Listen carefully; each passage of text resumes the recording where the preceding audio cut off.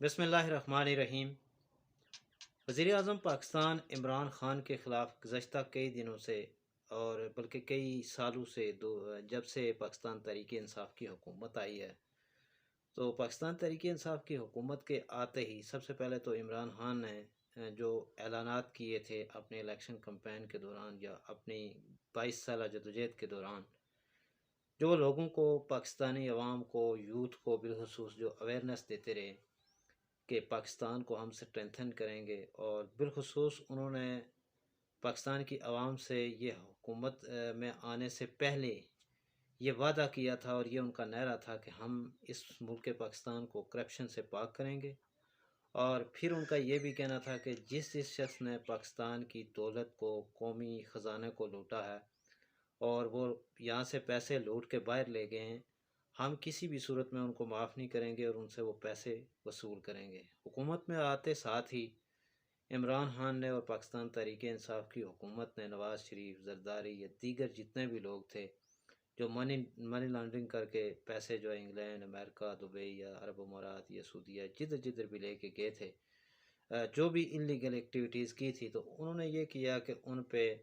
جو ہی ہاتھ رکھا، احتساب کو جو ہے وہ اسٹرینتھن کیا اور اس کو اپارچونٹی دی کہ وہ ان لوگوں پہ ہاتھ ڈالے، تو یہاں کی جو پاکستان کی مافیا ہے اس کی جو چیخیں نکل گئیں۔ یہ ایک عرصہ دراز تک یہ کام چلتا رہا، پھر عدالتوں میں کیس چلتے رہے نواز شریف کے خلاف، زرداری کے خلاف، مریم نواز، شہباز شریف یا اس طرح کے جتنے بھی لوگ تھے، وہ قید بھی ہوئے اور پھر ان کی ضمانتیں بھی ہوئی اور اس طرح وہ کرتے کرتے بیرون ملک چلے گئے۔ اب پاکستان تحریک انصاف کی حکومت جب پاکستان میں آئی تو ظاہر ہے اس سے پہلے پاکستان میں دو ہی بڑی طاقتیں تھیں، ایک پاکستان پیپلز پارٹی اور ایک پاکستان مسلم لیگ نون۔ اب پاکستان مسلم لیگ نون جو ہے وہ پہلے نمبر کی اپوزیشن کی جماعت ہے اور پاکستان پیپلز پارٹی دوسرے نمبر کی ہے۔ اگر دیکھا جائے تو پاکستان مسلم لیگ نون جو ہے اسے پنجاب میں اکثریت حاصل ہے اور اس کے پنجاب میں جو ہے نا وہ پاؤں بڑے مضبوط ہیں۔ اگر سندھ کی بات کی جائے تو گزشتہ 10 سے 15 سالوں کے دوران مسلسل پاکستان پیپلز پارٹی کی حکومت چلی آ رہی ہے، کیونکہ محترمہ بے نظیر بھٹو کا تعلق اور آصف علی زرداری کا تعلق بھی اسی صوبے سے ہے۔ اسی طرح جو مسلم لیگ نون ہے، مسلم لیگ نون میں جو میاں شہباز شریف ہیں، نواز شریف ہیں یا دیگر جتنے بھی بڑے بڑے لوگ ہیں پاکستان مسلم لیگ نون کے، اور ان کا تعلق پنجاب سے ہے، اور پنجاب اس وقت پاکستان کا سب سے بڑا صوبہ ہے۔ بلوچستان کی صورتحال تھوڑی سی مختلف ہے، جبکہ جو خیبر پختونخوا ہے وہاں پہ پچھلے 7-8 سال سے، یعنی پچھلا جو 5 سالہ ٹینیور تھا اس وقت بھی اور ابھی بھی جو 3.25 سال کا عرصہ گزر چکا ہے، اس میں پاکستان تحریک انصاف کی حکومت ہے۔ تو گزشتہ کئی دنوں سے ایک افواہ چل رہی تھی، اپوزیشن کی جو جماعتیں تھیں، پاکستان مسلم لیگ نون، پاکستان پیپلز پارٹی اور مولانا فضل الرحمان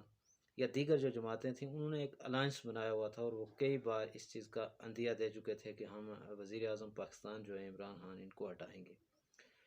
وہ اس موضوع پہ گفتگو بھی کرتے رہے، پریس کانفرنسز بھی ہوتی رہیں، اور اس کے علاوہ انہوں نے دھرنے بھی دیے، احتجاج بھی دیے، لیکن کبھی بھی عمران خان نے اس چیز کو اتنا سیریس نہیں لیا۔ یہاں تک کہ سینٹ میں جب انتخابات ہوئے تو یوسف رضا گیلانی جو سینیٹر منتخب ہوئے، جو اس وقت ڈپٹی پوزیشن لیڈر بھی ہیں یا سینٹ میں جو آپ کہہ سکتے ہیں دوسرے نمبر کی جماعت ہے، تو اس حوالے سے یوسف رضا گیلانی جب سینیٹر منتخب ہوئے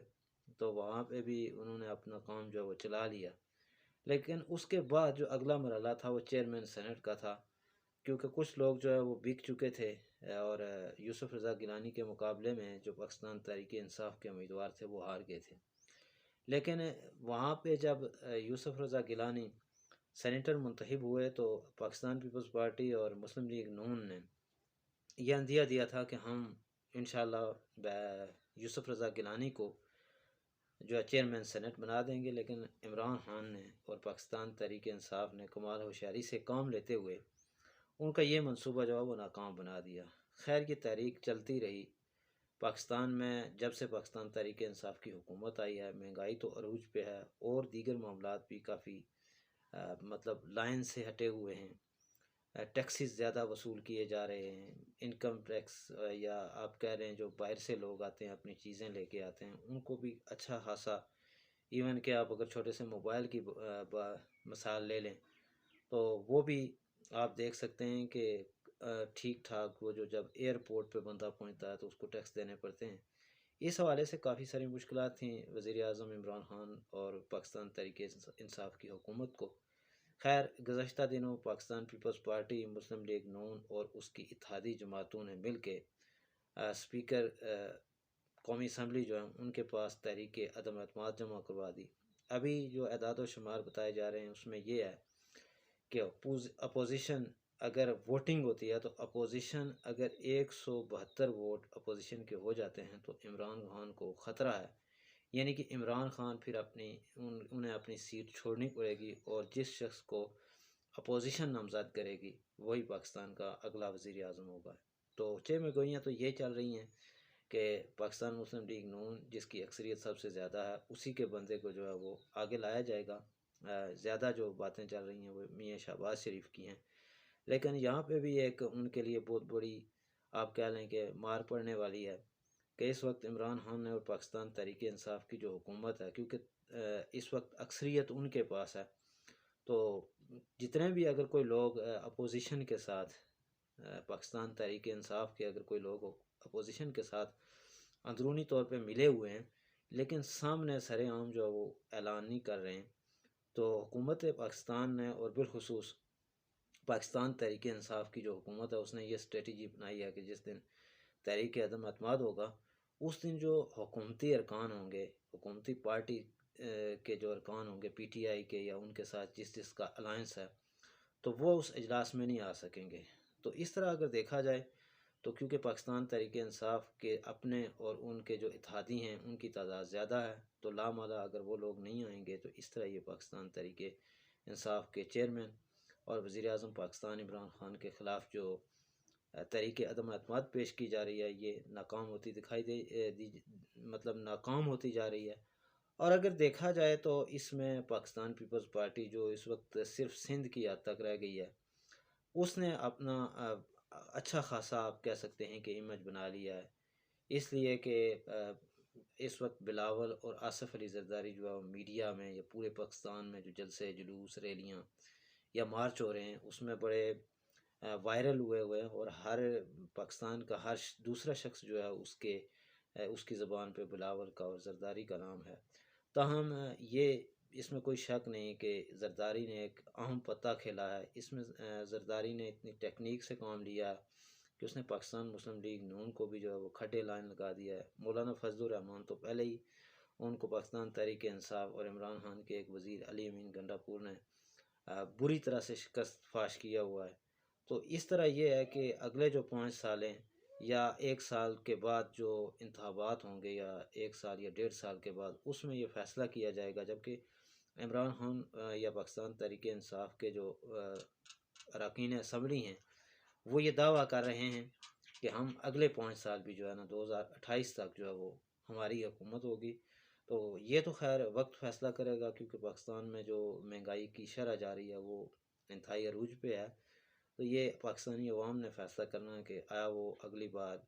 پاکستان تحریک انصاف کے امیدواران کو یا پی ٹی آئی کے جو سپورٹرز ہیں یا ان کے جو ٹکٹ ہولڈرز ہوں گے ان کو ووٹ دیتے ہیں یا نہیں دیتے، یہ تو وقت فیصلہ کرے گا۔ لیکن فی الوقت جو آپ کہہ سکتے ہیں کہ پاکستان پیپلز پارٹی کی گرتی ہوئی ساکھ، اور جو بالکل جس طرح کہ آپ کو پہلے بتایا گیا کہ سندھ کی حد تک رہ گئی تھی، اس میں تھوڑی سی جان ڈال دی آصف علی زرداری اور بلاول بھٹو نے عوامی مارچ کر کے یا جلسے جلوس کر کے۔ تو کیونکہ تحریک عدم اعتماد جو ہے اس کو چند ہی دن باقی رہ گئے ہیں، اب وقت فیصلہ کرے گا کہ اس دن کیا رزلٹ آتا ہے۔ اگر حکومت کے خلاف جو اپوزیشن نے تحریک عدم اعتماد جمع کروا رکھی ہے اس میں ان کے نمبرز اگر پورے آ جاتے ہیں تو پھر عمران خان صاحب کو اپنی یہ سیٹ چھوڑنا پڑے گی، اگر نہیں تو پھر جو اپوزیشن اراکین ہیں یا اپوزیشن کی جو جماعتیں ہیں ان کے لیے بھی جگ آپ کہہ سکتے ہیں کہ یہ جگ ہسائی کا ایک سبب بنے گی۔ تو انشاءاللہ دیکھتے ہیں جب کوئی ڈیٹ فکس ہوگی کہ کون کیا گول کھلاتا ہے، اس وقت تک کے لیے دیکھتے رہیے ہمارا یوٹیوب چینل اور اپنی رائے بھی